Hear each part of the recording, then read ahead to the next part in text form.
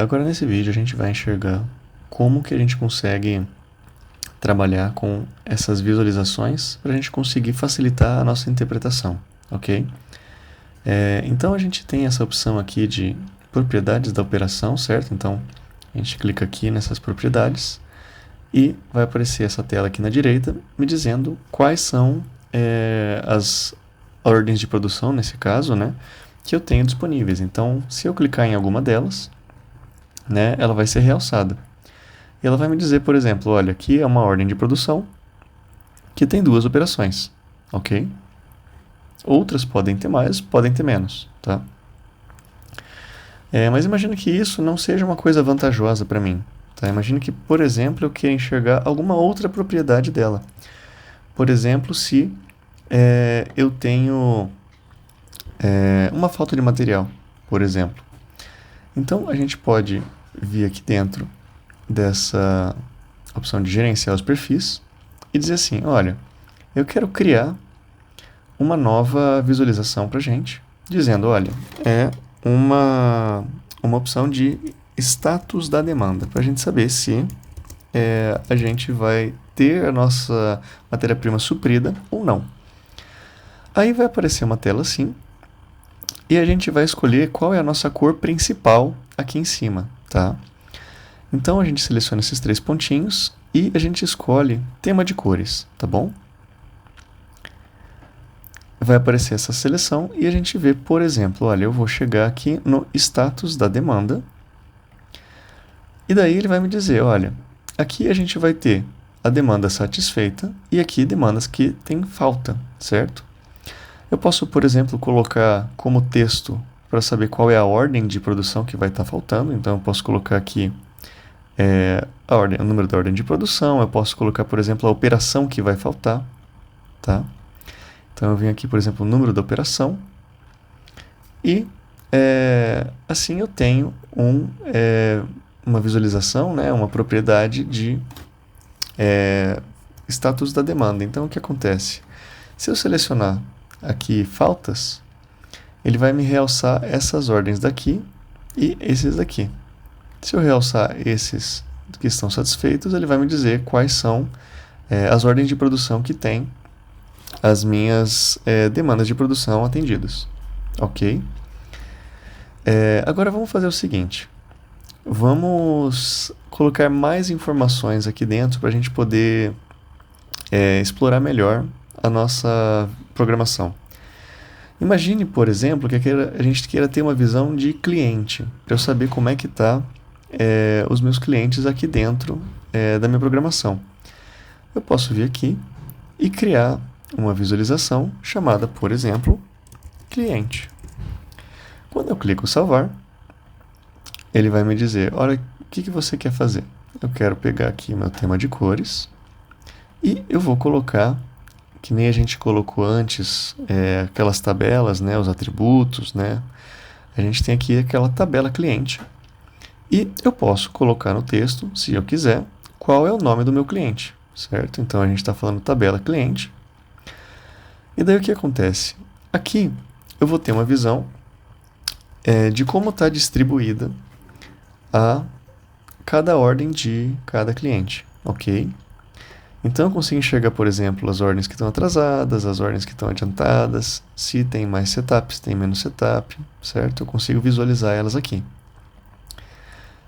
Além disso, eu posso colocar mais informações dentro da mesma visualização. Então eu posso, por exemplo, vir aqui no meu cliente, posso editar e eu posso colocar, por exemplo, uma segunda informação aqui dizendo, olha, eu quero que na parte de baixo eu tenha uma cor relativa a, por exemplo, o tamanho da minha peça. Então, imagina o seguinte, eu vou vir aqui no tamanho da minha peça e eu quero que apareça o nome do meu tamanho, né? Se é pequeno, médio, grande. Então a gente vem de novo aqui e coloca o tamanho da peça. E o que acontece? Aqui a gente consegue visualizar o nosso cliente, certo? Ao mesmo tempo em que a gente enxerga as nossas peças, o tamanho das nossas peças, mas a gente também pode selecionar o tamanho das nossas peças e enxergar os clientes, tá? Então a gente pode fazer essas visualizações para ajudar a gente a interpretar como que está a nossa programação, tá bom? Mas vamos imaginar o seguinte, eu posso fazer essa opção de colocar as cores aqui, mas eu posso trabalhar também com o que a gente chama de filtros, certo? Então vamos voltar aqui para a nossa visualização inicial, que a gente tinha aqui, e ao invés de trabalhar com as propriedades da operação, a gente vai trabalhar com os filtros, ok? Que são essas partes aqui com essa caixa de texto. Então a gente tem aqui algumas opções, tá? Que a gente já vai explorar um pouquinho mais. E a gente vai selecionar, por exemplo, um filtro. Então vamos pegar as nossas operações gargalo, tá? Que são aquelas operações que, se elas atrasarem, elas vão ter impacto em outras operações, porque elas estão muito próximas, elas não têm um tempo de espaço. Então eu seleciono aqui o meu filtro, certo? E eu clico aqui para a gente poder habilitar o realce, ok? Quando eu habilito o realce, ele vai me dizer, olha, essas operações aqui, se atrasarem, elas vão ter impacto nas operações subsequentes, tá?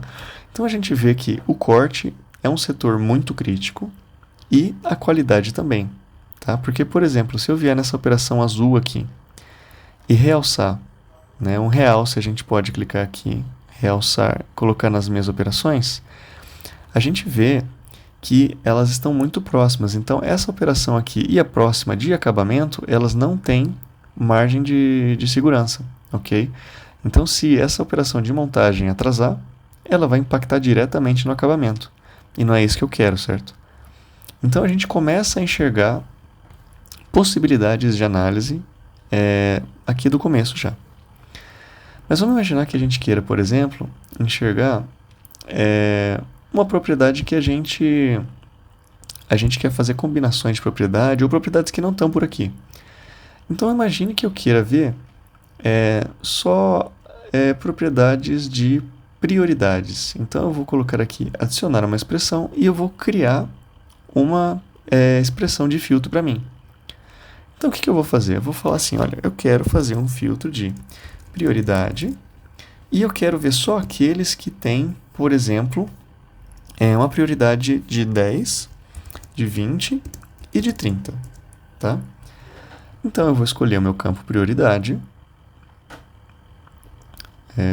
Ok, meu campo prioridade. E eu vou falar, olha, eu quero que seja um valor menor do que 30, ok? Clico OK. E quando eu venho aqui, o meu filtro prioridade 10, 20 e 30 aparece. Então, se eu selecionar ele aqui e colocar para habilitar o realce, as minhas prioridades 10, 20 e 30 vão aparecer aqui, certo? Mas vamos imaginar o seguinte, eu quero também explorar só as peças que têm tamanho médio, tá? Então, prioridades 10, 20 e 30 e tamanho médio. Então, eu adiciono uma nova expressão para dizer, por exemplo, olha, o tamanho da peça é médio.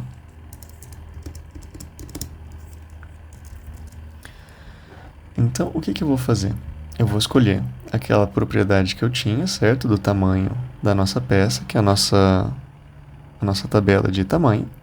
E eu vou colocar que ela é igual a M, né? Porque é o nome que eu dei para a minha propriedade de tamanho médio. Então, quando eu venho aqui e seleciono a minha peça de tamanho médio, o que ele vai me dizer? Olha, essas peças têm tamanho médio. Lá. Ok. Se eu selecionar os dois filtros, certo? Se eu deixar prioridade e tamanho médio selecionados, ele vai selecionar só aqueles que têm prioridade 10, 20 ou 30 e tamanho médio, certo? Uma outra opção que a gente tem também é criar um filtro com uma composição desses dois filtros, ok? Então, a gente vai ter um filtro composto e a gente vai escolher, por exemplo, criar um filtro novo, né, que seria aqui criar aqueles filtros que a gente acabou de criar, ou a gente pode selecionar um filtro existente. Então, eu vou pegar esse filtro aqui e selecionar esse outro filtro aqui, certo? Então, eu tenho esses dois filtros. Como eu coloco and, a gente vai estar falando que vai ser prioridade 10, 20, 30 e tamanho médio, ok? Quando eu clico OK, preciso colocar um nome para o filtro, certo? Então, prioridade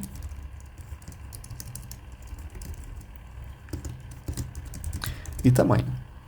Quando eu clico OK, vai aparecer aqui um filtro novo chamado prioridade e tamanho.